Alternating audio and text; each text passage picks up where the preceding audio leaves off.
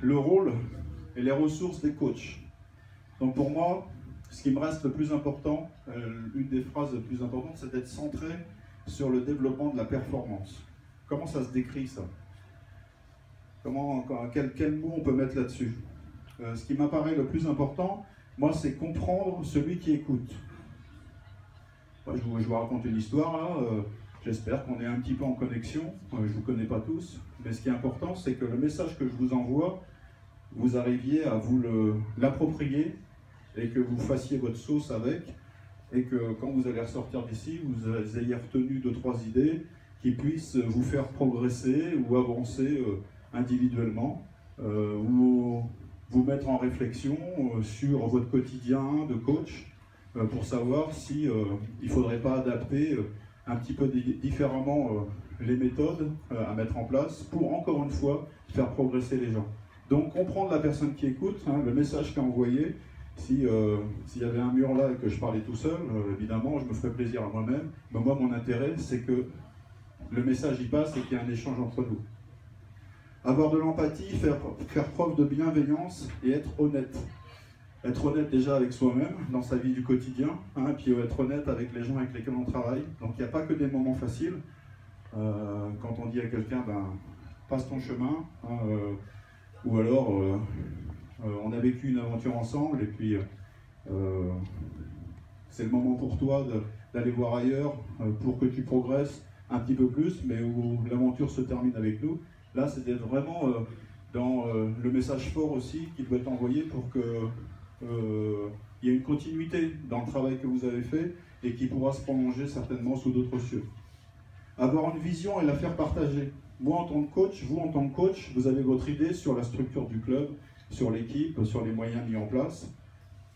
Et puis vous vous positionnez devant les joueurs et vous dites, bon ben voilà, cette saison, on vise la 5e place. Cette saison, on vise la montée. Cette saison, on va essayer de ne pas descendre. Il y a un objectif. Voilà. Et ce qu'on va mettre en place, il est celui-ci.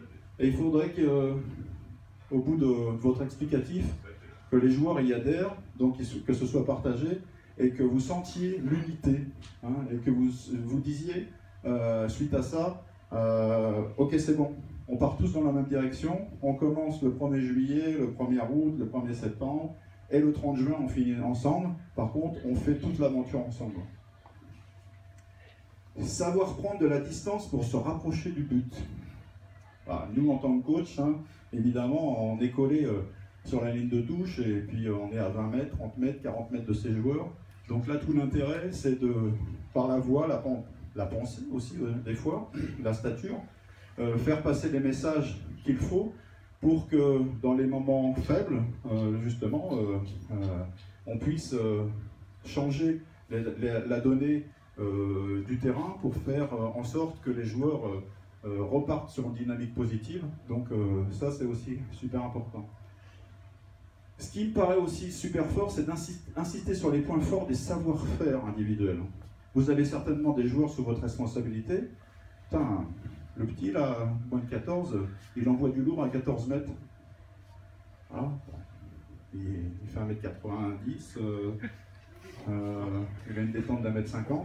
Non mais chacun a des capacités dans son rôle, dans le jeu qu'il déploie. Par contre, il ne sait pas faire de 1 contre 1, il ne sait pas faire des passes au pivot. Bon, ça rentre dans le processus. Par contre, moi, ce que je vais faire en sorte, c'est de lui donner confiance dans ce qu'il sait faire. Alors, en lui apprenant une bonne gestuelle, on est d'accord, mais surtout, éviter de gommer, de vouloir absolument passer par ouais, mais ça serait bien que tu fasses la passe de la main gauche, ça serait bien que tu fasses la passe à rebond, ça serait bien que tu vois le pivot. Il a un point fort, il arrive à marquer des buts à 9-10 mètres, il faut s'en servir. Et puis après, il y aura toujours le temps, dans la formation, de travailler sur évidemment les autres choses qu'il maîtrise le moins bien. Mais quand moi je me sens rassuré, sécurisé, et qu'on me dit tes points forts, ils sont forts, et utilise-les pour toi-même et pour l'équipe, ça on gagne en confiance et bien évidemment en motivation. Savoir bien évidemment proposer des solutions collectives en attaque, hein, pour recadrer aussi les choses à un moment où il faut prendre des décisions importantes. Proposer des solutions aussi d'organisation défensive pour s'adapter aux contraintes posées par l'adversaire. Après, voilà tout ce qui est mis en place en défense. Alors moi je prône dans le secteur jaune plutôt des défenses hautes, hein, pour se mettre un petit peu en danger, pour non pas rester collé sur les 6 mètres, mais être toujours dans la profondeur pour proposer des choses toujours intéressantes dans l'envie de récupérer la balle, l'envie de se porter vers l'avant et de marquer des buts faciles sur contre-attaque. Comme je le disais tout à l'heure, repérer les signaux faibles et mettre en place des solutions appropriées. C'est aussi le rôle de l'entraîneur d'être toujours dans l'anticipation. Voir à un moment donné, ça chauffe un peu, ça fait 2-3 buts qu'on a pris, on n'est pas très bien, donc on a le temps mort, hein, voilà, qui permet de replacer les choses. Et puis après, en direct, s'il n'y a pas de temps mort, réussir à faire passer le bon message au moment opportun pour faire en sorte que l'équipe reparte sur une nouvelle dynamique. Et là,